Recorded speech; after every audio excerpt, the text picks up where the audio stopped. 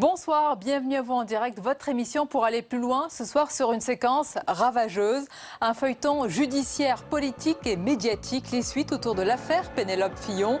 Nouvelle accusation du canard enchaîné. Selon le journal satirique, les montants qu'aurait perçus l'épouse du candidat s'élèveraient au total autour de 900 000 €. François Fillon dénonce ce soir une entreprise de calomnie très professionnelle. Et plus largement, quelles peuvent être désormais les conséquences politiques à moins de 3 mois de la présidentielle? Le débat est à suivre. L'Amérique et le monde en effervescence. Le décret anti-immigration de Donald Trump provoque indignation et crispation. La polémique ne faiblit pas, au contraire. Et de son côté, le président américain persiste et signe sur ce sujet. Le match des idées opposera les spécialistes de la politique américaine, Eric Brana et Gérald Olivier, tout à l'heure. Voilà donc pour le programme. Merci de nous suivre, vos réactions et puis vos questions avec le hashtag OVPL. Et avant d'accueillir mes premiers invités, tout de suite, le tour d'horizon de l'actualité du jour.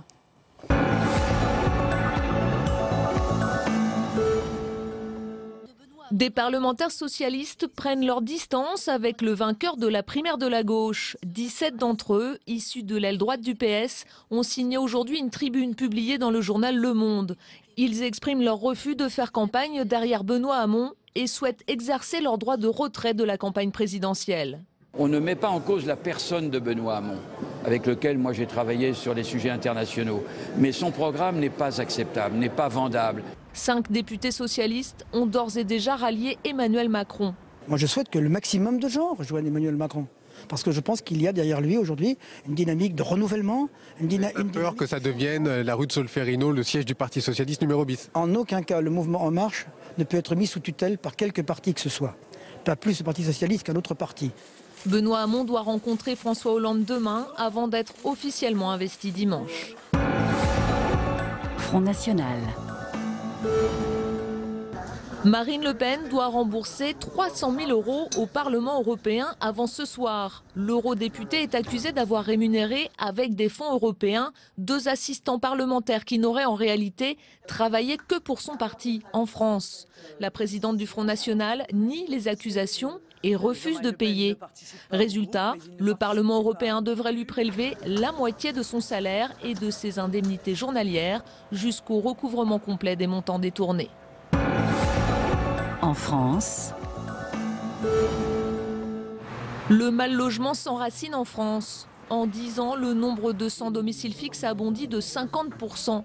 Plus de 15 millions de personnes seraient aujourd'hui concernées par la crise du logement. À quelques semaines de la présidentielle, la Fondation Abbé Pierre juge que le quinquennat de François Hollande n'a pas rempli ses objectifs. C'est un sujet extrêmement sensible, le logement, très important pour les Français et un sujet délicat. Il ne faut pas partir sur des grandes envolées en pensant qu'on va régler les problèmes à grands coups de texte, etc. Il faut aussi voir qu'il y a des investisseurs privés, des gens qui cherchent un logement, mais des investisseurs privés. Il faut trouver le bon équilibre. Et on a eu du mal à le trouver, Jean. économie. La croissance française atteint 1,1% en 2016, un chiffre nettement inférieur aux prévisions du gouvernement qui tablait sur une progression de 1,4% du PIB sur l'ensemble de l'année. Seul point positif, la consommation des ménages qui s'est légèrement accélérée en fin d'année dernière. Au Sénat. Le but de ma visite ici, c'est de discuter et rencontrer la sénatrice Laurence Cohen qui a eu durant tout le processus de destitution un appui très fort et un soutien très fort, pas seulement à moi, mais aussi à tous les mouvements qui ont lutté contre ce processus. En séance. Le Sénat veut rendre la justice pénale plus efficace. Un texte mis en place pour préparer l'alternance avec notamment le retour des peines planchées ou encore la suppression de la contrainte pénale instaurée par Christiane Taubira en 2014 pour favoriser la réinsertion des détenus. Le meilleur exemple, et surtout celui qui est le plus symbolique, est celui de la contrainte pénale. Ce que je me permettrai de qualifier de Canada Dry de l'alternative à la prison est né dans la confusion, pour survivre dans le trouble. Les magistrats ne la prononcent pas parce qu'ils doutent eux-mêmes de son efficacité. Alors oui, aujourd'hui, de manière très pragmatique et non idéologique, Comme nous avons pu l'entendre lors de la réunion de notre commission, nous souhaitons la supprimer. Dans l'actualité, François Fillon réagit ce soir aux nouvelles accusations du canard enchaîné. Le candidat dénonce une opération de calomnie sans précédent sous la Ve République. Le journal satirique de son côté évoque des sommes plus importantes qu'aurait perçues l'épouse Fillon. Il s'agirait au total de 900 000 €. L'enquête de son côté se poursuit. Des perquisitions ont eu lieu aujourd'hui à l'Assemblée nationale. Nous allons parler plus largement des conséquences politiques de ce feuilleton, de cette séquence ravageuse qui dure. Nos invités ce soir, je vous les présente avec plaisir. Pierre Aski, bonsoir. Bonsoir. Et bienvenue, journaliste, chroniqueur à l'Obs. Et vous êtes l'auteur du livre Le droit au bonheur, la France à l'épreuve du monde chez Stock, qui sera publié le 8 février prochain. Avec nous également la journaliste et éditorialiste politique Christelle Bertrand, bonsoir. Face à vous Yves Deray, bonsoir. Journaliste, écrivain, éditeur. Et nous accompagne également François Dorcival, bonsoir. Bonsoir Sonia. Éditorialiste auprès de Valeurs Actuelles. Alors madame, messieurs, avant d'entrer dans le vif de notre débat, on va revenir pour les résumer, pour les rappeler, sur les derniers développement de ce feuilleton Fillon. Il y a, comme vous l'avez vu, une opération d'une extrême ampleur de calomnie très professionnelle. Et cette opération, elle me vise moi, mais elle vise évidemment à travers moi un projet et un candidat à l'élection présidentielle. Dans l'œil du cyclone, François Fillon conserve sa ligne de défense. Le candidat de la droite n'a pas attendu pour réagir aux nouvelles révélations du canard enchaîné. L'hebdomadaire à paraître demain dévoile de nouveaux détails sur l'emploi fictif présumé de son épouse en tant qu'assistante parlementaire. Pénélope Fillon aurait touché plus de 800 000 € bruts en étant salariée par son époux ou son suppléant de 1998 à 2002, mais aussi de 1988 à 1990. L'article dévoile les rémunérations perçues par 2 de ses enfants entre 2005 et 2007 au poste d'assistant quand François Fillon était sénateur. Le montant s'élèverait à 84 000 € bruts. Après l'audition du couple hier soir, l'enquête se poursuit. Des agents étaient aujourd'hui dans le bureau du député à l'Assemblée nationale à la recherche d'éléments. La même procédure devrait avoir lieu demain au Sénat. Marc Joulot, suppléant de François Fillon et ancien employeur de son épouse, aujourd'hui député européen, sera entendu demain par les enquêteurs. Et d'abord la réaction ce soir de François Fillon. Pierre Aski, qu'en pensez-vous? Il est sur une ligne de défense et une ligne offensive en dénonçant une opération, dit-il, de calomnie professionnelle jamais vue sous la Ve République. Oui, mais il est pas convaincant dans la mesure où depuis le début de cette affaire, il y a eu des cafouillages, des erreurs aussi, par exemple, lorsqu'il a dit que ses enfants étaient avocats alors qu'ils ne l'étaient pas encore. Une défense extrêmement maladroite qui aujourd'hui a trouvé un ton qui est celui de la victimisation. Je suis victime d'une tentative de déstabilisation, de calomnie, etc. Le résultat, c'est que les Français aujourd'hui, dans l'étude qui a été publiée ce soir, ne sont pas convaincus à 76%, et surtout le pire, c'est y compris 50% chez les électeurs de la droite. Donc c'est une situation hallucinante pour un candidat à 3 mois de l'élection, et je ne vois pas personnellement comment il peut s'en remettre. Yves Deray, il y a la défense, j'allais dire, devant les médias, et puis il y a la défense aussi devant les juges. C'est quand même le plus important, parce qu'il n'est pas face à un tribunal devant les médias. Mais quand même, on est étonné parfois de sa ligne de défense, de celle de son entourage, de son camp plus largement. Une impréparation. L'impréparation est quand même assez étonnante, je dois dire, parce que quand les premières révélations du canard sortent le mercredi matin, il n'y a aucun contre-feu allumé le mercredi matin, alors que l'équipe Fillon et François Fillon lui-même est informé depuis le mardi. Que tout ça va paraître, puisqu'évidemment le canard enchaîné arrive le mardi dans la rédaction et que lui-même avait même eu des informations encore plus tôt. Donc, tout à fait anormal qu'il n'ait pas déjà envoyé des porte-paroles, etc., pour allumer des contre-feux le jour même. Donc, il y a un manque de professionnalisme, là, je trouve, dans l'équipe Fillon, qui est quand même flagrant. Après, sur sa ligne de défense, là, que j'entends, évidemment, il est assez logique qu'il évoque une manipulation, un complot politique. Et à dire vrai, il est possible qu'il y ait quelque chose comme ça, parce que les choses n'éclatent pas à ce moment précis de la campagne par hasard. Mais la manipulation ou le complot politique ne fait pas non plus que les faits soient faux.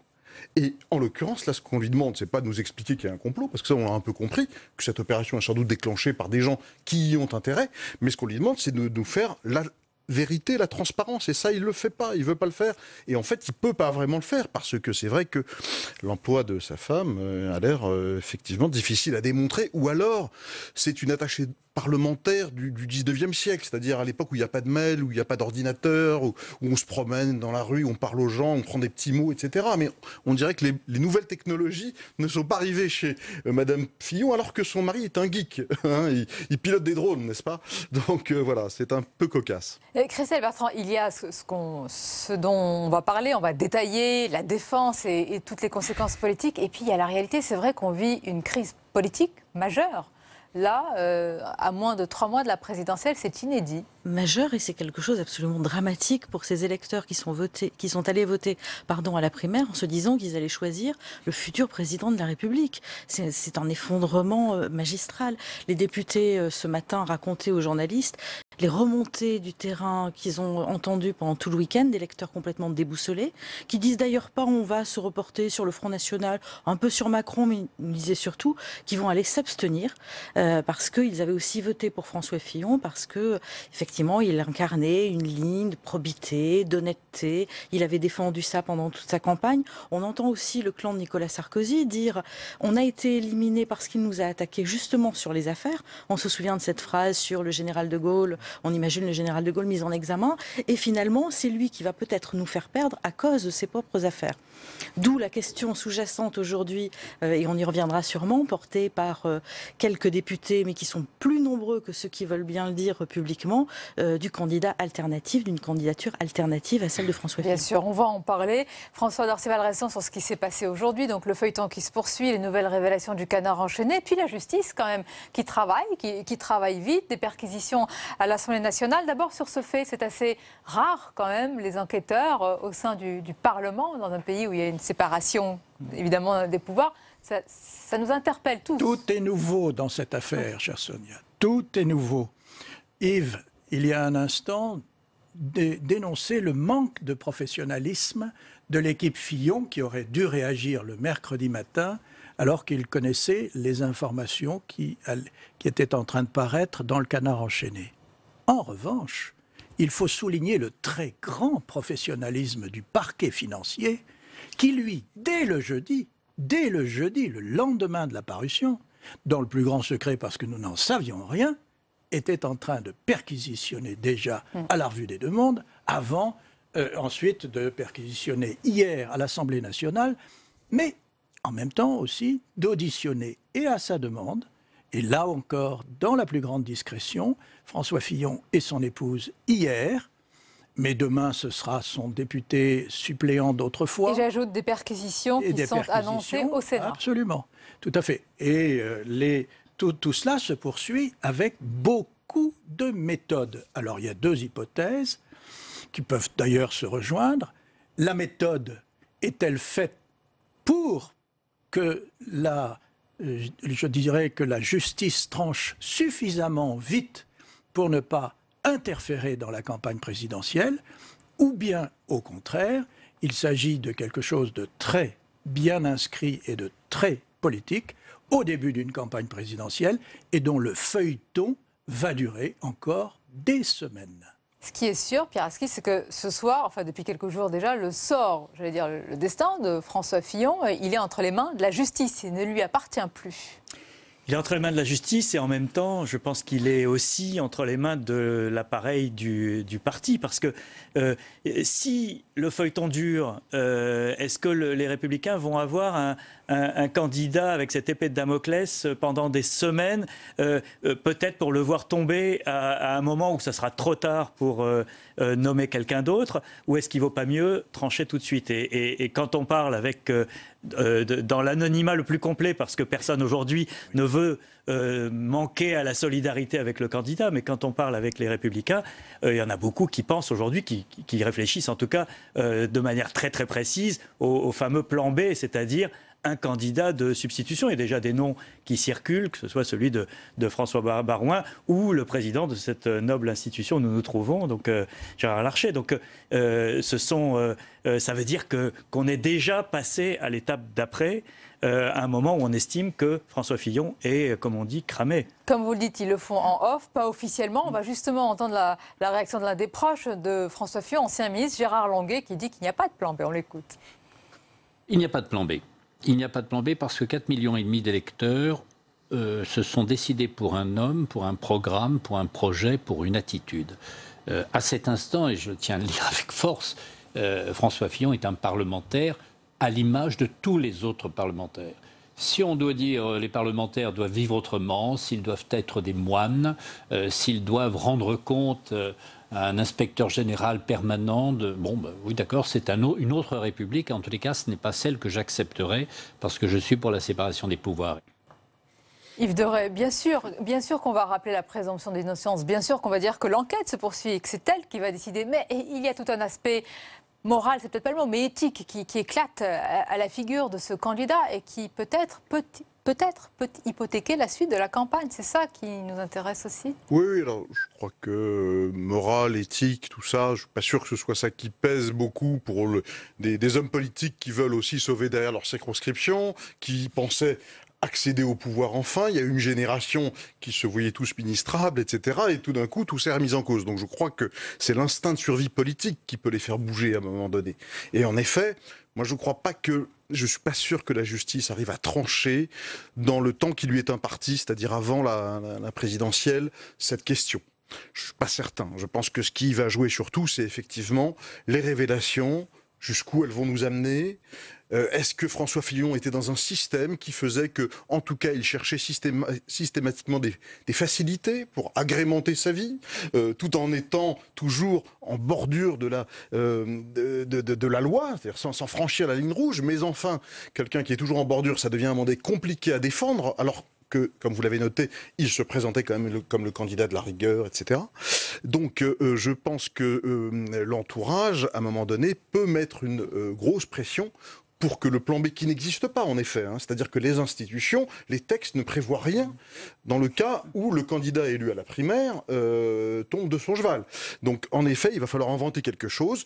J'ai entendu des gens comme Pechnard qui disent par exemple qu'il y a une phrase qui dit que c'est le bureau politique en gros qui doit intervenir quand il y a un problème. Donc le bureau politique, il est sarcofilloniste aujourd'hui, donc d'où la candidature Barouin qui semble être une candidature un peu de consensus et de rassemblement et qui, ma foi, confirmerait le saut générationnel qu'on vit en ce moment. Donc, mais dans cette génération, il y en a d'autres qui y pensent aussi, donc... on verra. J'imagine. Ce n'est pas tranché. Mais racontez-nous pour ceux, parce qu'on suit tous et on suit cela vraiment comme un feuilleton. Christelle Bertrand, il y a quand même une contradiction à droite pour certains. On ne peut pas dimanche dernier saluer le meilleur des discours d'un candidat, qui aurait retrouvé la vigueur, la force, etc. Et vous répétez à tous en off le plan B, le plan B, le plan B. Non mais pour l'instant, les parlementaires ont les yeux braqués sur les sondages.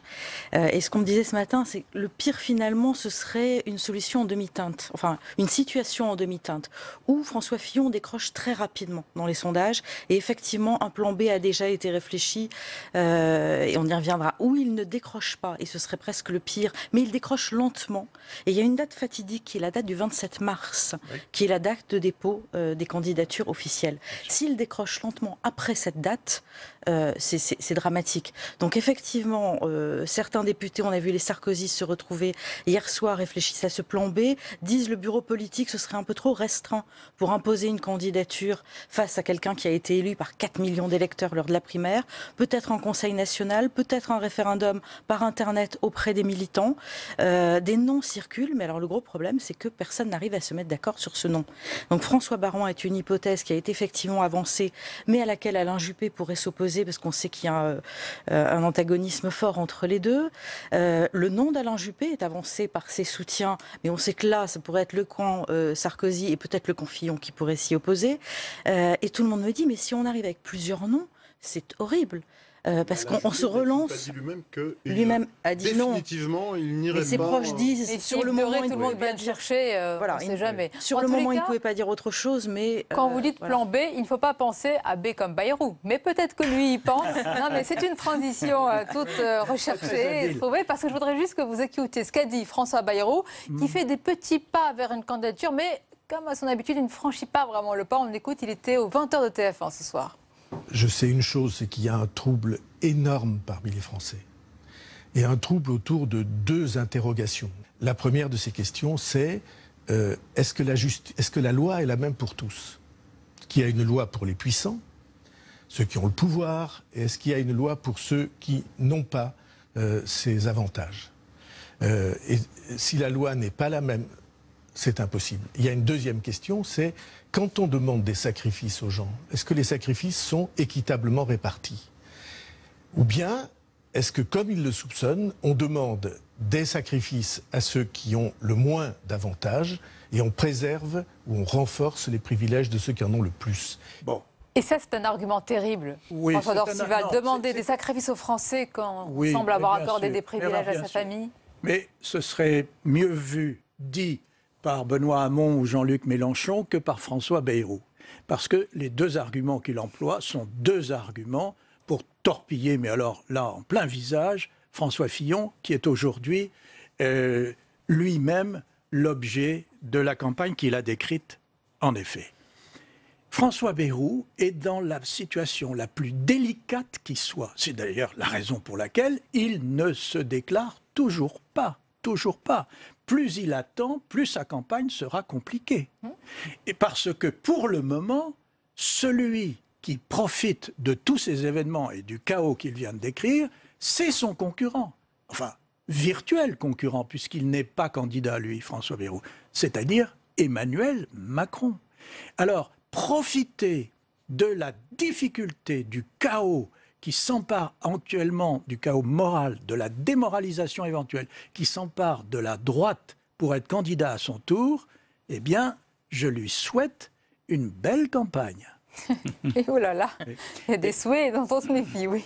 Non mais François a raison, c'est vrai que Bayrou aujourd'hui, il est le plan B de lui-même, et il n'est pas le plan B de la droite. On a entendu les règlements de compte pendant la primaire de la droite sur la position qu'avait prise Bayrou en 2012 de soutenir François Hollande. Donc il ne peut pas être un recours. En revanche, lui est pris dans cet étau entre la vague Macron qui prend et qui dure plus longtemps que personne ne l'avait anticipé. Et notamment lui-même. Voilà. Et de l'autre côté, la droite qui se cherche une solution alternative, mais qui ne peut pas être François Bayrou. Donc s'il décide d'y aller, c'est uniquement par rapport à sa stratégie personnelle et qu'il peut penser à un moment qu'il y a une fenêtre d'opportunité. Mais il va se retrouver là en confrontation directe avec Macron, qui lui est évidemment le bénéficiaire de la semaine incroyable que nous venons de vivre, entre la victoire de Hamon qui va vider une partie du PS de sa substance, et de l'autre côté les déboires de François Fillon. Et le grand bénéficiaire, certes, Marine Le Pen peut profiter du tous pourri, encore qu'elle a ses problèmes d'argent avec le Parlement européen qui affaiblissent quand même son argumentaire, mais de l'autre côté, c'est Macron qui, pour l'instant, tant que les boules puantes ne s'adressent pas à lui et elles ne sauraient tarder, est le bénéficiaire. Vous en avez trop dit ou pas assez? On se doute que, arrivant désormais dans la zone des favoris, ou en tout cas des favoris pour accéder au deuxième tour, il est aujourd'hui la cible de ceux qui voudraient l'abattre. Et il y a des rumeurs de dossiers en préparation sur tout un tas de sujets concernant Macron. Enfin, moi, je crois quand même qu'il ne faudrait pas enterrer Fillon trop vite. Hein. Bien sûr. Là, j'entends, effectivement, il ne pourra pas tenir, etc. Moi, je ne suis pas si certain quand même. Parce que c'est quoi les hypothèses judiciaires? La première hypothèse, c'est classer sans suite. Classer sans suite. Et là, son discours sur le complot, la manipulation, etc., va prendre toute sa force. Hein. Et du coup, les autres révélations qui pourraient sortir, je ne pense pas qu'il y ait bien pire que ce qu'on vient de voir, parce que sinon ce serait sorti. Donc les autres petites choses qui pourraient sortir, encore des choses. Il peut y avoir d'autres boules puantes. Je termine. Oui. Donc classement sans suite, je pense que derrière il peut rebondir. Information judiciaire qui est ouverte, et donc on confie à un juge d'instruction. Ça va prendre du temps.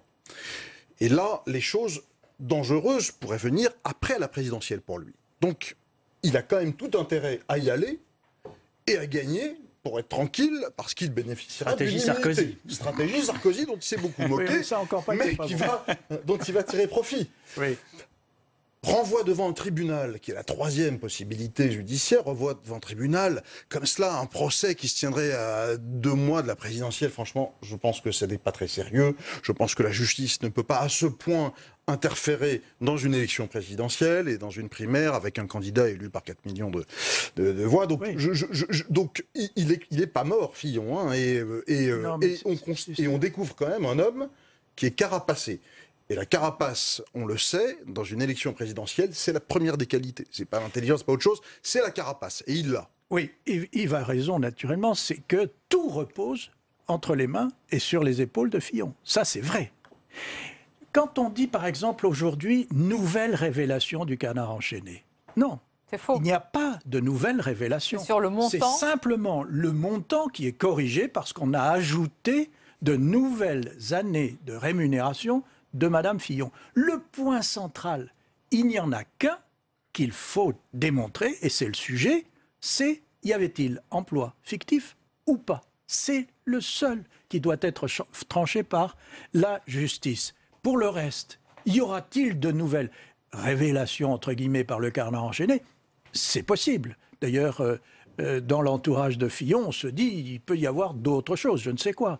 Mais pour le moment, le seul point sur lequel la justice doit se prononcer, c'est emploi fictif ou pas. Du point de vue des droits, c'est pas si simple. Et donc, pour rejoindre en effet Yves ou Pierre, l'idée générale, on voit bien, il s'agit de démoraliser l'état-major et les électeurs de François Fillon. Mais ce que disait Yves sur le fait qu'il ne faut pas enterrer Fillon trop vite, c'est ce que souhaite l'entourage de Macron.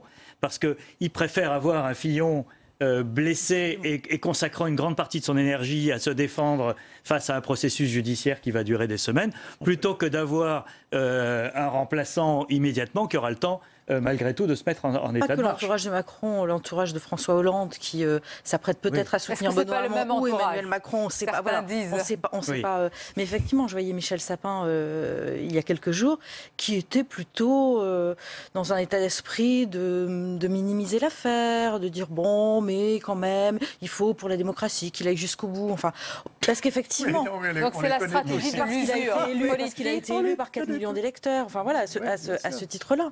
Mais effectivement, parce que d'abord, il est effectivement blessé et affaibli. Et puis, pour la gauche, c'était quand même le meilleur des candidats sur une ligne très à droite.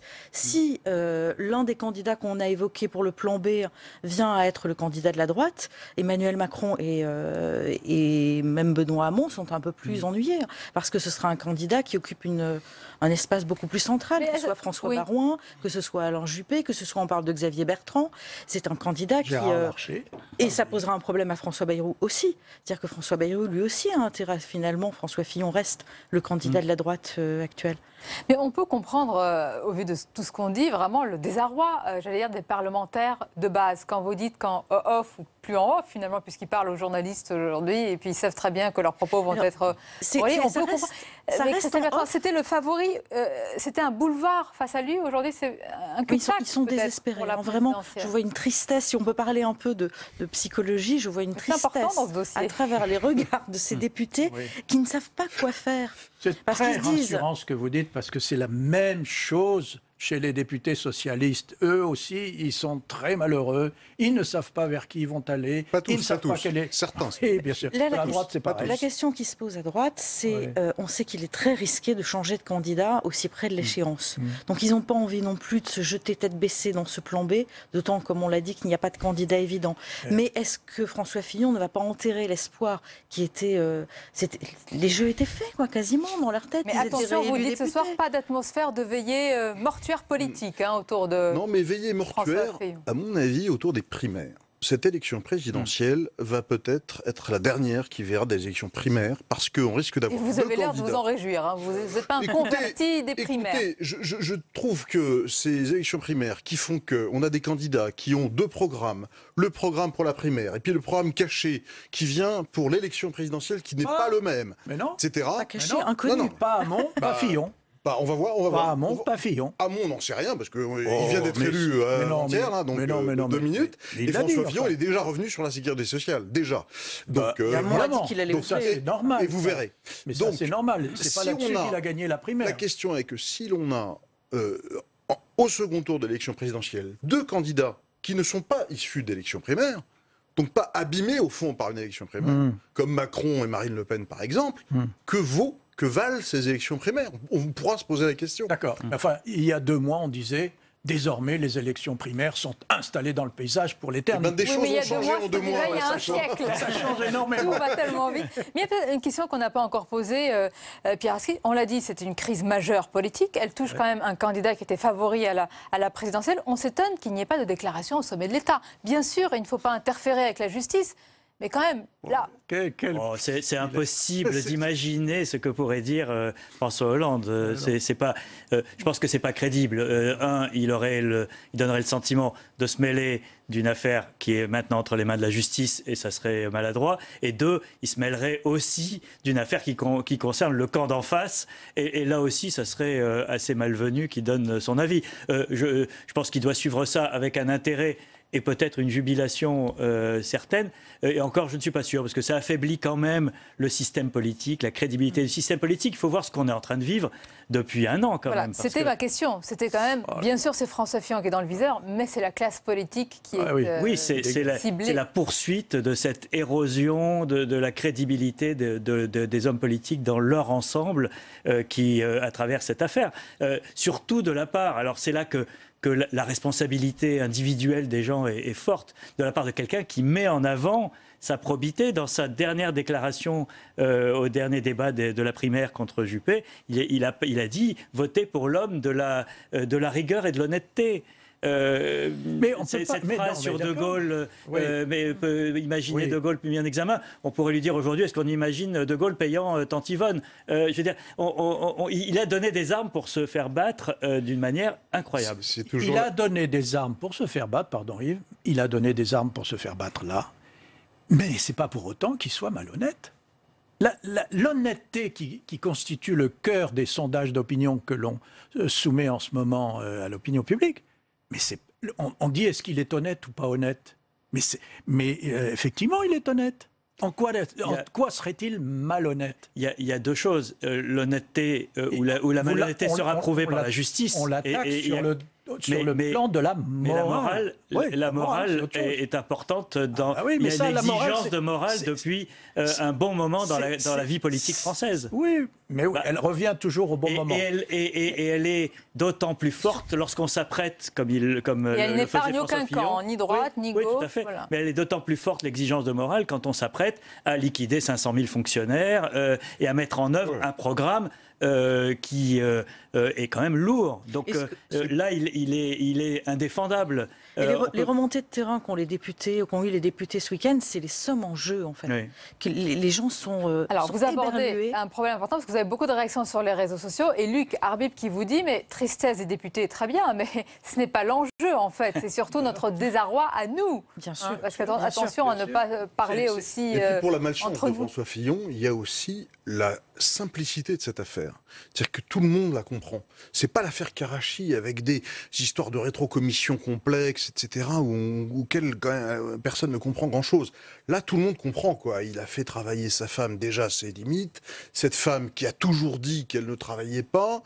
Donc, si même elle a fait des choses, après tout, c'est la femme de l'élu. Elle peut bien aussi faire un peu de représentation et de temps en temps lui dire un petit peu, tiens, j'ai rencontré un tel sur le marché, il voudrait bien qu'on lui arrange le coup pour je ne sais quel problème, la crèche de son enfant, etc. Tout ça, ça ne mérite pas d'un salaire aussi important. Donc, même si c'est honnête... Et celui des enfants. Même si c'est dans un pays où les jeunes, aujourd'hui, ont du mal à démarrer dans la vie, quand même. Tout à fait, celui des enfants. Ils ont bien démarré, quand même. Et ce qui se passe sur François Fillon, c'est vrai que tout à l'heure, Pierre Arskine a dit qu'en effet, il se présentait comme un homme. C'est vrai que dans ces débats, face à Juppé, Juppé qui avait été condamné, Sarkozy qui est mis en examen, il semblait être l'homme honnête, l'homme intègre de cette primaire. Et je pense que ça a beaucoup joué. Or là, c'est sur ce point-là qu'il y a une complication. Et c'est toujours, quand on a une difficulté dans le contrat qu'on a avec les Français, quand on voit Noël Mamère, par exemple, c'est tout bête, mais prendre la voiture pour arriver à côté de l'Assemblée, après faire semblant de prendre le vélo, tout de suite, on se dit, ce type-là est un escroc intellectuellement, etc. Oh, c'est un peu fort. Pour avoir pris un vélo. Ça avait fait un gros sujet, je me souviens de cette affaire-là. C'est toujours... Dominique Strauss-Kahn, qui a des écarts sur le plan de sa pratique sexuelle, finalement, l'opinion a tendance plutôt à être indulgente, parce qu'il ne s'est jamais présenté non plus comme un homme extrêmement intègre sur le plan de sa vie amoureuse, sentimentale, sexuelle. Voilà, donc En revanche, l'affaire LSK, où il apparaît comme un très mauvais chef d'entreprise, alors que c'est soi-disant le meilleur économiste de France, ça lui fait plus de tort, je pense. Vous voyez? Et là, Fillon, il est sur son image. Il n'est pas le candidat du plan B DSK, donc c'est fini de ce côté-là. Oui, mais Yves Deray a raison. On est sur une affaire très sensible parce qu'elle elle charrie plusieurs choses. Il y a le côté affectif parce que c'est la famille, il y a la femme, il y a les enfants. Il y a le côté, alors c'est pas moral, hein, c'est plutôt l'honnêteté, on va dire, qui est en jeu. Donc il y a énormément d'éléments finalement qui entrent en compte avec plusieurs épées de Damoclès, politiques, judiciaires, etc.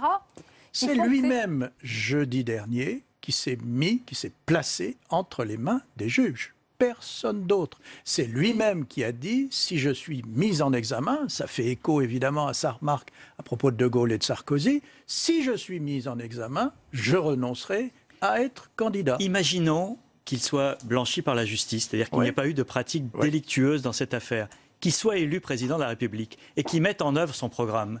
Vous pensez que les salaires de son épouse et de ses enfants ne vont pas plomber son autorité de président de la République qui veut imposer un plan social aussi lourd que celui qu'il a annoncé? Je pense que sa crédibilité et son autorité sont plombées, y compris s'il est blanchi et s'il est élu. Ah, donc c'est pour vous, presque le couperet est déjà tombé. Il peut très bien être élu, mais il sera un président affaibli sans état de grâce, dès son arrivée à l'Élysée. Moi, je voudrais dire sur le contrôle de Pirassi, parce que je sais que c'est un spécialiste de la question, mais puisqu'on est dans l'américanisation un peu de la vie politique française, avec notamment ces primaires, qui font qu'il y a des campagnes très longues, avec une première campagne, et puis on en sort avec des gens qui sont énervés contre vous, et donc des rivaux internes, et puis après la deuxième campagne, avec vos rivaux de l'autre camp, je me demande s'il ne va pas falloir aller au bout de cette logique à l'américaine, et donc eh bien, que les grands candidats diligentent des enquêtes sur eux-mêmes, pour savoir éventuellement ce qui pourrait leur jouer des tours s'ils vont jusqu'à se présenter. Parce qu'aujourd'hui, j'ai l'impression quand même que ça va être le lot de toutes les campagnes. En tous les cas, Yves Deray, vous m'offrez une formidable transition, parce que dans la suite de cette émission, on va parler de ce qui se passe aux États-Unis et dans le monde, qui est en effervescence. Mais d'abord, je vous remercie pour ce débat et cette analyse. On aura l'occasion d'en reparler. C'est un feuilleton politique, judiciaire et très médiatique également. Notre sujet à présent, l'Amérique. L'Amérique et le monde en effervescence. Le décret anti-immigration de Donald Trump provoque indignation et crispation. Et la polémique ne faiblit pas. Au contraire, on va en parler dans quelques instants avec les spécialistes de la politique américaine, Éric Brana et Gérald Olivier. À tout de suite. La collègue qui lui demande t'étais où, elle lui répond j'étais dans le bureau du directeur, et là une voix de gros lourdeau lui dit non, t'étais pas dans le bureau, t'étais sous le bureau. On est en réunion, donc que du personnel encadrant, et puis on est la dernière à fermer la porte. T'as pensé au café? Donc c'est marrant, c'est souriant, mais donc voilà, c'est tellement plus facile de le dire à une femme. Au sommet de nos entreprises, les costumes cravates sont plus à la mode que les jupes. Les femmes représentent près de la moitié de la population active, mais plus on monte dans la hiérarchie, moins elles sont présentes. Cette difficulté à accéder aux postes à haute responsabilité porte même un nom, le plafond de verre. Et il pèse lourd sur la tête des femmes. Et les barrières que je pouvais me mettre étaient sur ma confiance en moi et puis sur la culpabilité aussi, d'être maman et de réussir à jongler sur les deux tableaux. L'entreprise et les femmes, samedi à 22 h sur Public Sénat. Demain, dans Territoire d'Info, votre matinale d'information tournée vers les territoires, Annick Girardin, ministre de la Fonction publique, sera l'invitée de Cyril Vivier. Territoire d'Info, demain à 7 h 30, en direct sur Public Sénat et Sud Radio. Et bienvenue à vous si vous nous rejoignez à l'instant. Nous sommes en direct, bien sûr, pour votre émission. On va plus loin sur ce thème à présent. La fronde ne faiblit pas. Au contraire, les protestations se font encore plus vives à l'encontre du décret anti-immigration de Donald Trump. De son côté, le président américain persiste et signe. Moins de 10 jours après son investiture, l'Amérique et le monde aussi sont en ébullition. On va en parler avec nos invités ce soir. Gérald Olivier, bonsoir. Bonsoir. Spécialiste de politique américaine, éditorialiste à Atlantico, auteur également. Et Jean-Éric Brana, bonsoir, auteur aussi, expert en politique US et maître de conférences. Alors messieurs, juste avant d'entrer dans le vif de notre débat, on va rappeler quand même toute la controverse autour de cette affaire qui est également un feuilleton d'ailleurs, le décret anti-immigration de Donald Trump. Les opposants aux décisions de Donald Trump poursuivent leur mobilisation. Barack Obama est sorti de sa réserve seulement 10 jours après son départ de la Maison-Blanche. D'autres responsables démocrates estiment que le décret fermant les frontières aux ressortissants de 7 pays musulmans est une erreur stratégique. Ce que Trump a fait, c'est de donner des munitions aux djihadistes partout dans le monde. Le limogeage de la ministre de la Justice intérimaire après son refus d'appliquer le décret ajoute à la crispation sur la scène intérieure, mais c'est à l'étranger que les inquiétudes sont les plus grandes. Les responsables européens dénoncent en chœur un comportement inquiétant et xénophobe, source de tension. La critique la plus forte est venue d'Allemagne. La lutte nécessaire et résolue contre le terrorisme ne justifie en aucune manière de généraliser le soupçon contre les personnes en fonction de leurs croyances. En l'occurrence ici, des personnes de foi musulmane ou en fonction de leur origine.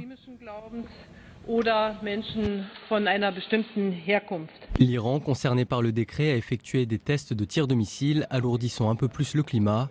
Et les députés irakiens ont lancé une procédure pour appliquer la réciprocité en interdisant l'accès des citoyens américains sur leur sol, envoyant un signal de repli préoccupant.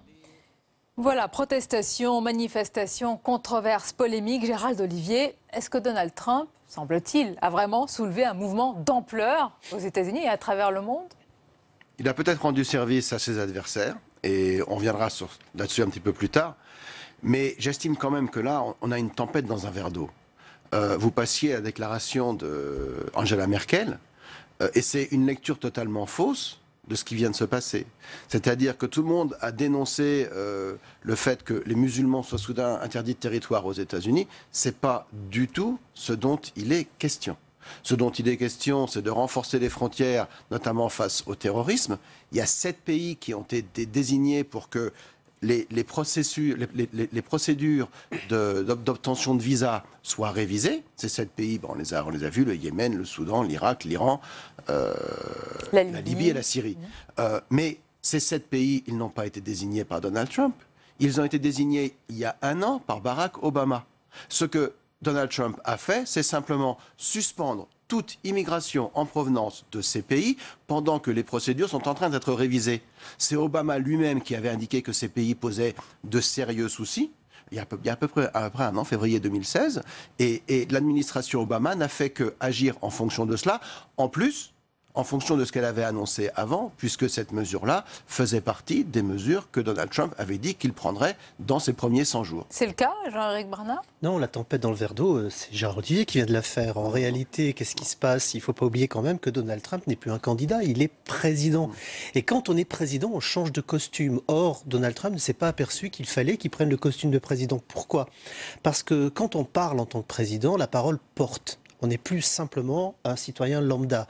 Or, que nous a dit Donald Trump ? D'abord, il a désigné des gens, qu'on le veuille ou non, mais la compréhension des événements n'est pas la même, suivant qu'on prête une attention ou qu'on ne prête pas une attention. Nous sommes des experts, donc effectivement, on peut discuter et arriver en étant cohérent, comme le fait Kelly d'ailleurs, le nouveau responsable de la sécurité aux États-Unis. Il explique que ce n'est pas contre les musulmans, c'est quelques pays qu'il faut renforcer la sécurité. Tout ça, c'est certainement très cohérent et on ne peut être que d'accord s'il faut renforcer la sécurité, et il le faut très certainement. En revanche, en stigmatisant sur certaines populations, il donne à ces populations l'impression qu'elles sont visées. Et c'est cette impression qui reste. Alors, deuxième couche, il la met hier soir en désignant celle qui fait office de ministre de la Justice et en disant qu'elle a trahi. C'est pas rien de dire que quelqu'un a trahi. Dans la Constitution américaine, pour un haut responsable, la trahison, c'est passible, figurez-vous, de la peine de mort. C'est pas rien. Donc quand on est président des États-Unis, on n'a pas le droit de dire que quelqu'un a trahi et de faire comme s'il ne s'était rien passé. Si elle a trahi, elle va être jugée. C'est pas le cas, elle a été limogée. C'est pour ça que je dis qu'il y a, ne serait-ce que, sinon une maladresse ou alors un cynisme, voire encore plus grave, de l'incompétence quand on dit qu'il ne se s'est rien passé. Il s'est passé quelque chose d'important, pas dans les faits réels, mais dans la compréhension de ces faits. Je vais ajuster Gérard Olivier, parce que certains dénoncent quand même une islamophobie institutionnalisée par Donald Trump. Voilà oui, le procès qui est fait. L'islamophobie est peut-être réelle, mais elle ne s'exprime pas, encore une fois, dans ce décret. Et donc je suis désolé envers Jean-Éric, mais moi je persiste et signe. Quand vous lisez le décret en question, les 7 pays ne sont pas mentionnés. Qu'est-ce qui est mentionné? C'est la section d'une loi qui est passée il y a un an. C'est dans cette loi-là, passée sous le régime Obama, que les 7 pays sont mentionnés. Il ne s'agit pas de ce décret, il s'agit de l'effet. Donald Trump n'a fait que mettre en place une politique qui avait été lancée par son prédécesseur. Simplement, il le fait sans se cacher. Au contraire, il le fait en s'en vantant. C'est ça qui déplaît. Deuxièmement, il y a la réaction... Je ne comprends pas, parce que Barack Obama, dans ce cas-là, est un menteur. Parce qu'il excusez-moi, il a tweeté récemment que ce décret remettait en cause les valeurs de l'Amérique. Alors, ou il est menteur, ou il est amnésique pour avoir oublié qu'il a lui-même... On va être gentil avec lui, on va dire qu'il est amnésique. Non, tout cela est parfaitement ridicule. Non, tout cela est parfaitement ridicule. Ça ne remet absolument pas en cause les valeurs de l'Amérique. D'ailleurs, est-ce qu'on peut rappeler également, quand même, qu'en 2011... Barack Obama lui-même a suspendu pendant 6 mois, toute immigration en provenance d'Irak. Pourquoi? Parce que dans un flot de réfugiés en provenance d'Irak, ils avaient trouvé 2 terroristes à travers une identification d'empreintes sur des explosifs qui avaient été laissés en Irak. Et ces terroristes avaient fait en sorte de parvenir à rentrer sur le territoire américain. Dites-moi, dans cette liste, combien de terroristes ont frappé le sol américain dans cette liste de pays? Depuis 10 ans, il y en a 4... Ah, dans cette liste de pays, aucun. Voilà. Alors, dites-moi, quelle est l'efficacité de cette liste? Le problème est autre. C'est-à-dire que quand même, depuis le 11 septembre, vous avez eu près d'une centaine d'attentats aux États-Unis. Déjoués ou qui ont réussi à se produire.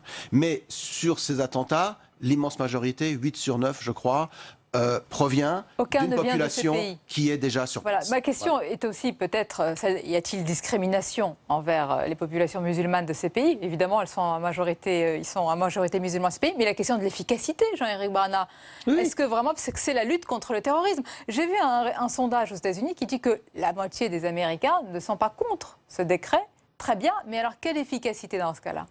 Alors, on va même aller plus loin. La majorité des Américains sont pour ce décret. À 56%, c'est celui-là. C'est vrai que Donald Trump est populaire avec ce type de décret. Ça, on ne peut pas le nier, ce sont les faits. Sa cote est remontée brutalement. Elle était descendue à 37% au moment de son investiture ou juste avant. Ça, on le dit moins dans le débat. Aujourd'hui, on va le dire, comme ça, ce sera très clairement dit. Elle est aujourd'hui environ à 50-50. Et même Rasmussen le met à 59% de bonnes opinions. Donc, effectivement, la dynamique, elle est bonne. Mais c'est un petit peu normal, il s'installe au pouvoir, il fait ses premiers décrets. S'il n'était pas sur une bonne dynamique, il y aurait de quoi s'inquiéter, il me semble. Il y a d'abord l'installation. Encore une fois, ce n'est pas sur les faits ou la réalité des faits que je ne nie pas. Et je suis vraiment sur la même analyse que Gérald là-dessus. C'est sur la conséquence, sur la sanction qui est donnée vis-à-vis d'une population, parce que c'est comme ça que c'est ressenti. Alors attendez, juste une simple hypothèse. Imaginez que demain, il y a un attentat aux États-Unis. Qu'est-ce qu'on va dire? Qu'est-ce qu'il va falloir rajouter? À partir du moment où on est déjà dans le plus du plus, qu'est-ce qu'on va rajouter? Qu'est-ce que Kelly va nous annoncer pour pouvoir encore supprimer ça? Est-ce qu'il va s'en prendre aux pays qui n'ont pas encore été touchés? Je parle de confession musulmane, et auquel cas on aura vraiment la religion qui sera touchée. Est-ce qu'il va s'en prendre au monde entier en disant il n'y a plus aucun avion qui vient aux États-Unis? Ce serait effectivement la bonne solution. Vous ne l'excluez pas, ce que je veux dire, c'est qu'il n'y a pas de solution aussi radicale contre le terrorisme. Effectivement, il faut se mettre autour d'une table et réfléchir, et moi ça me dépasse, c'est des compétences que je n'ai pas, on est bien d'accord, il faut effectivement trouver une solution. Peut-être qu'il y a là une piste pour une solution. Je pense que la brutalité avec laquelle ça a été fait, la rapidité, Donald Trump essaie de s'expliquer, il dit si je ne l'avais pas fait aussi rapidement, les terroristes seraient dépêchés d'arriver. Ce qu'il a oublié, c'est qu'il n'a mis aucune humanité dans sa décision. Et par exemple, on pourra en citer des millions d'exemples, il y a cette jeune Iranienne qui a raconté qu'elle était partie voir ses parents pour quelques jours, alors qu'elle vit en Californie, qu'elle y est mariée, qu'elle a des enfants, qu'elle travaille, qu'elle vit en Californie depuis 7 ans, et qui n'a pas pu retrouver sa famille, et qui est toujours en Iran aujourd'hui. Ça a enflammé les réseaux sociaux. Mais il y a aucune raison qu'elle soit en Iran aujourd'hui. Mais il y a de quoi? Non, il n'y a aucune raison. Il n'y a aucune raison parce qu'elle a une carte verte. Et effectivement, ce qu'a dit la juge Anne Donnelly, c'est qu'avec une carte verte, elle est comme un Américain. Il pourrait y avoir réciprocité de la part de l'Iran, en tous les cas, déjà que le pays, j'allais dire, a une réputation l'orgueil blessé aujourd'hui avec ce qu'a fait Donald Trump. Il pourrait y avoir cette réciprocité qui fermerait, en tous les cas, aux compagnies américaines un marché, mais alors potentiellement formidable, et qui l'ouvre aux Européens. Non seulement qu'il le fermerait aux compagnies américaines, mais surtout qu'il fermerait la porte aux inspecteurs de l'ONU. Et c'est là où il y aurait un petit twist à l'histoire qu'on n'attend pas forcément. C'est que l'Iran pourrait prétexter de cette réciprocité pour empêcher un certain nombre de journalistes. À partir de là, ce serait une violation du traité qu'ils ont conclu avec la communauté internationale, donc ça pourrait ne pas être à leur avantage. Mais pourquoi pas, c'est tout à fait possible. Par contre, bon, on est d'accord sur la réalité des choses. Après, il y a un certain traitement médiatique et il y a surtout la réaction de la rue. Et moi, ce qui me fascine dans la réaction de la rue, c'est la rapidité avec laquelle tout ça s'est mis en place. Et je soupçonne très fortement le Parti démocrate d'avoir parfaitement prévu, attendu cette mesure et d'avoir réagi en fonction. Si, mais il y a plus que ça. Il y a plus que ça, parce que figurez-vous que le Parti démocrate aujourd'hui est dans une position très faible, c'est-à-dire qu'il ne contrôle plus aucun des leviers du pouvoir. Leur seul contrôle, c'est la rue et les médias. Ils sont un petit peu dans la position du Parti républicain en 2009 quand Obama a pris le pouvoir. Et souvenez-vous ce qui s'est passé en 2009. En 2009, on a eu la naissance du Tea Party, qui a participé à la renaissance du Parti républicain, à sa résurgence, sur des bases un petit peu plus extrêmes qui sont celles d'aujourd'hui, qui ont porté Donald Trump au pouvoir. Et le Parti démocrate, aujourd'hui, est en train de se poser cette question. Ils entament une très longue traversée du désert, ils ne savent pas combien de temps elle va durer, et ils ne savent pas dans quel état ils seront à la sortie. Par contre, il leur faut un thème mobilisateur. Peut-être qu'ils l'ont trouvé, et peut-être que dans ce sens-là, Donald Trump leur a rendu service. Oui, et c'est vrai qu'il prête le flanc dans ce cas-là, quand même. Ouais. C'est assez facile de saisir les occasions de descendre dans la rue. Mais je suis en désaccord, car il n'y a personne dans la... Non, mais c'est pas uniquement pour être en désaccord, mais il n'y a personne dans la rue actuellement. Il y a eu la ACLU, c'est-à-dire la Ligue des droits de l'homme américaine, pour faire simple, qui s'est mobilisée. Bah, si elle ne se mobilise pas là, elle se mobilisera nulle part. Hein. Donc avec ses avocats et ses militants. Mais à côté de ça, regardez cette rue, et vous avez l'habitude aux États-Unis comme moi, c'est quand même incroyable. Où sont les minorités? Elles ne sont pas là. Et elles ne sont pas là depuis le 8 novembre. Qu'est-ce qui s'est passé? Donc ça voudrait dire qu'on a gommé les minorités aux États-Unis? Bien sûr que non.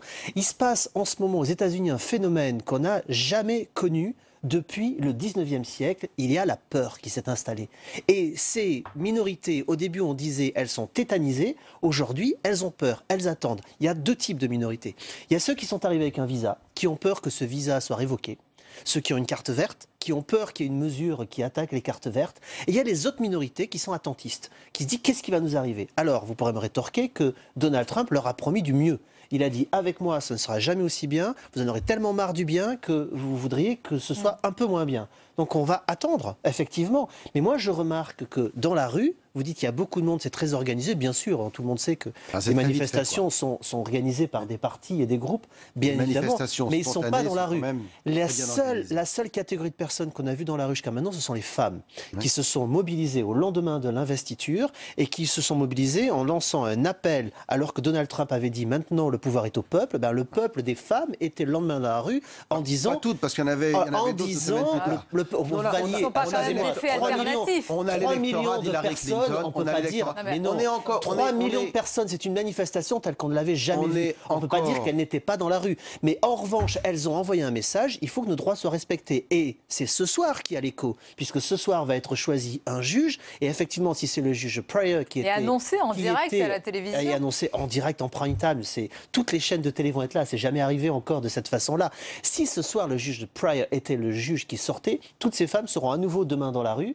Donc l'émission de ce soir avec Fillon n'aura servi à rien, puisqu'on ne parlera plus que de ça. Non, mais j'allais vous en parler justement avec ce risque-là, Gérald Olivier. Pardonnez-moi, là, ce ne sont pas des faits alternatifs, je vous taquine un petit peu. Les gens dans la rue, ce sont des vrais manifestants. Les manifestations, elles ont lieu. Que maintenant, ce soit parfois instrumentalisé. On est encore au tout début du mandat de Donald Trump. C'est-à-dire qu'on est encore dans la partie où il est possible de décrédibiliser le personnage, de délégitimer son mandat, et c'est exactement ce qui est en train de se passer. Maintenant, pour en revenir aux faits eux-mêmes, et pourquoi est-ce que Donald Trump agirait comme ça? Il y avait une question qui était très très importante dans la campagne, c'était la question du contrôle des frontières. Donc là, on s'est focalisé sur le décret d'avant-hier sur les arrivées en provenance de certains pays, mais juste avant, il y avait eu un autre décret sur l'immigration, avec ce fameux ordre donné au justement département de la sécurité intérieure, Homeland Security, de construire le mur. Et en même temps, un renforcement des patrouilles aux frontières, un renforcement des officiers d'immigration. Donc de la part de Donald Trump, il y a une volonté de s'exprimer vis-à-vis de son électorat, de ceux qui ont fait de lui le président, en disant, vous voyez, une des questions principales de ma campagne, campagne, c'était l'immigration et le contrôle des frontières. J'ai fait un certain nombre de promesses, j'applique mes promesses. On ne peut quand même pas lui en vouloir d'appliquer ses promesses de campagne. Alors ça, on entend souvent cet argument, Jean-Éric Bernat. Donald Trump continue de jouer sur sa base électorale, contre presque le reste du monde, en tous les cas de ce qu'on voit, et il leur dit en somme, moi, je fais ce que j'ai promis. Pourquoi vous vous étonnez? Pourquoi tous ces cris d'orfraie? Je suis entièrement d'accord avec cela. D'ailleurs, il l'a dit au moment de son investiture. Et ce qui manque au moment de l'investiture, c'est la main tendue à l'opposition, que tous les présidents depuis Washington ont fait dans tous les discours d'investiture sur les 44 précédents. Il y a une main tendue. Cette fois, elle n'y est pas. Il y a une phrase qui est adressée à l'opposition qui dit, je la cite, « Vous serez tellement fiers de ce que je vais faire que vous allez regretter de ne pas m'avoir rejoint au départ. » C'est la seule phrase, la seule main tendue. Il y en a une deuxième. La seule main tendue. Quand l'Amérique est unie, elle est inarrêtable. Il dit qu'il parle d'immigration, la vraie immigration, le vrai décret sur l'immigration, il n'est pas encore passé. Là, pour l'instant, on parle d'un mur qui sera très difficile à faire. Il va prendre 20 ans à être fait, ce mur. Et d'abord, à condition que le Congrès, vous le savez parfaitement, vote le budget s'il n'est pas encore gagné. Donc, il a donné une direction, il a effectivement donné des gages à son électorat. En revanche, ce qu'il n'a pas encore fait, c'est signer ce fameux décret qui va déporter 2,5 millions de personnes sans papier et avec un casier judiciaire. Le jour où l'image, non, des déportations, c'est déportation, je peux pas en employer un autre. C'est prendre des gens dans un pays et les amener dans un autre. On l'appelle comme on veut. On parle de potentiels réfugiés. Mais au-delà du mot, ça va être l'image. Quand on va voir des trains entiers, des bus entiers de gens qu'on va ramener dans le pays, Gérald disait tout à l'heure, il a renforcé les gardes frontières. Non. Il a créé, il n'a pas renforcé les gardes frontières. Il a créé une véritable armée de déportation. C'est pas la même chose. Il a fait passer de 17 000 à 22 000 personnes l'effectif qui contrôle les frontières, avec l'ordre de ne plus laisser rentrer personne et de les renvoyer à la frontière. Mais l'ordre suivant, puisqu'il maintenant il fait tomber les villes sanctuaires, c'est-à-dire des villes qui ne déportent pas les gens quand il y a une arrestation, c'est ce que vous voyez à la télévision quand la police vient arrêter quelqu'un, il dit « Nous ne sommes pas de l'immigration ». Ça, tout le monde connaît cette phrase, c'est dans tous les films policiers. Là, c'est une ville sanctuaire, ça se passe à Los Angeles, ça se passe à San Francisco, ça se passait à Miami, puisque Miami n'est plus une ville sanctuaire depuis la semaine dernière. Le maire a décidé de respecter ce que disait Donald Trump. Mais demain, toutes les polices des États-Unis vont devoir déporter les gens et les amener à ces gardes frontières qui seront donc une police de renvoi, si vous voulez pas envoyer le mot déportation, parce que je comprends qu'il choque. Il fait appel en France à autre chose. De renvoi, de raccompagnement, on ne garde plus chez nous. Vous le dites comme vous voulez. Le résultat, c'est 2,5 millions de personnes qui ont une vie aux États-Unis. Mais pas en masse. Voilà. C'est ça. De manière individualisée, ça existe quand même. On parlait tout à l'heure d'un président qui agit envers son électorat. Il y a une majorité de l'électorat qui est en faveur de ce contrôle des frontières. Il y a une majorité de l'électorat qui ne comprend pas qu'il puisse y avoir des villes, des régions, des comtés aux États-Unis qui défient impunément la loi fédérale. Qu'est-ce que c'est qu'une ville sanctuaire? C'est une ville qui refuse d'appliquer la loi. On parlait tout à l'heure du licenciement de Madame Yates. Madame Yates n'était pas un fonctionnaire lambda. Elle n'était pas un fonctionnaire apolitique, elle avait été mise en place par Barack Obama et dans sa position, elle devait appliquer la position et la politique de son ministre ou de son secrétaire, attorney général, et au-dessus du président. C'est pour ça qu'elle a été licenciée. Attends, non mais juste, je fais un petit correctif parce qu'il y a une erreur chronique qu'on fait très souvent sur les États-Unis. Une ville sanctuaire n'est pas une ville qui n'applique pas la loi, c'est une ville qui applique la loi de la ville ou de l'État. On est dans un État fédéral et ces villes-là estiment, c'est même amusant parce que c'est les républicains, ce sont les républicains qui appliquent les lois des États normalement. Vos deux argumentaires opposés, mais tout est possible. Non, on n'est pas opposés. Moi, je suis assez d'accord sur l'analyse. Ce que je dis, c'est que dans l'affichage, ça crée des résultats qui sont assez dramatiques parce que la compréhension de ces événements n'est pas celle posée qu'on peut avoir autour d'une table. Pour les gens, c'est quand même très rude. Non, je ne sais pas, c'est une conclusion, mais moi je suis très soucieux quand j'entends ce que dit Jean-Éric parce qu'il n'y a pas la peur. Ça, c'est pas vrai. Il n'y a pas la peur. Les trains de déportation, enfin, ça, c'est des images qui sont quand même extrêmement lourdes, extrêmement choquantes. C'est pas du tout l'atmosphère de l'Amérique. Au contraire, il y avait beaucoup d'espoir. Quand vous regardez un certain nombre de choses qui se sont produites, la bourse est euphorique depuis 3 mois, et on verra comment les choses évoluent. On verra. Et vous reviendrez Donald Trump ne prend pas de pincettes. C'est sûrement un tort, mais il n'empêche qu'il fait les choses et ça va pas si mal que ça. Donc le faire croire est pour moi tout à fait peur, la bourse et puis la rue. Donc nous verrons tout cela à l'épreuve des faits. Cela fait que 9 jours, mais on verra tout cela avec vous, bien sûr, dans ce débat. Merci encore, messieurs. On arrive à la fin de cette émission. Comme tous les mardis, eh bien, à suivre, c'est votre émission L'épreuve de vérité, présentée par Michel Grosser. Et puis quant à nous, on se retrouve dès demain, 22h, avec plaisir. Belle soirée à vous.